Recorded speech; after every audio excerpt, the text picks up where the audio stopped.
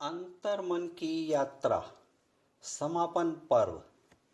विचार मंथन के ध्येय को लेकर हमने 17 मई 2020 को अपनी अंतर्मन की यात्रा का शुभारंभ किया था और आज 150 दिन संलग्न अपनी इस यात्रा के पूर्ण विराम या समापन पर सभी सहयात्रियों का हृदय से आभार प्रकट करते हुए पूरी यात्रा का अवलोकन करता हूँ तो निष्कर्ष ये निकलता है कि अभी तक की उम्र में इस यात्रा का आयोजन करके मैं खुद को हृदय की गहराई में ऐसी अवस्था में खड़ा पाता हूँ जहाँ तृप्ति है, सुकून है, आनंद है।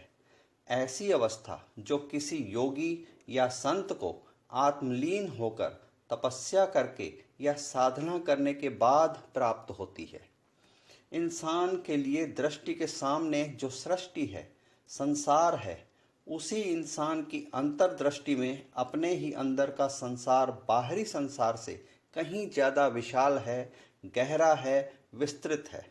आप सभी सहयात्रियों ने एहसास व अनुभूति के धरातल पर महसूस किया होगा कि हमारी ये यात्रा किसी प्लेन या ट्रेन में या कार में बैठ के नहीं थी, बल्कि हृदय की गहराई में स्थित समंदर में डुबकी लगाने की यात्रा थी।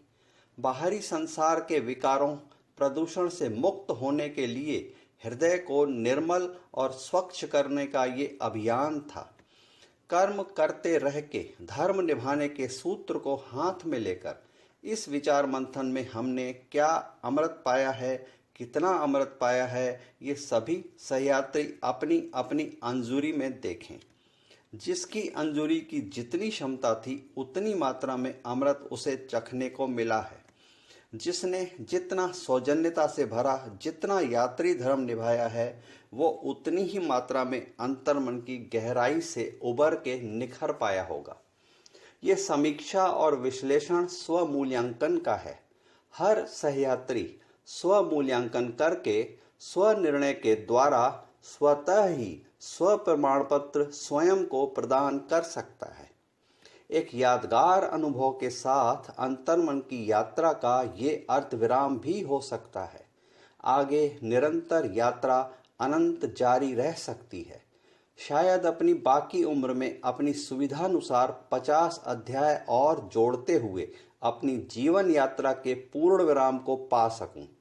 ऐसी संकल्प सिद्धि हेतु सभी बाकी सहयात्रियों और शुभचिंतकों से आशीष चाहता हूं। इन पूरे 150 दिनों में लगातार नियमित मैंने सोने से पहले आपके दिलों पर दस्तक देकर आपसे मुलाकात का एहसास लेकर मैं रोज की मीठी मधुर नींद ले पाया हूँ।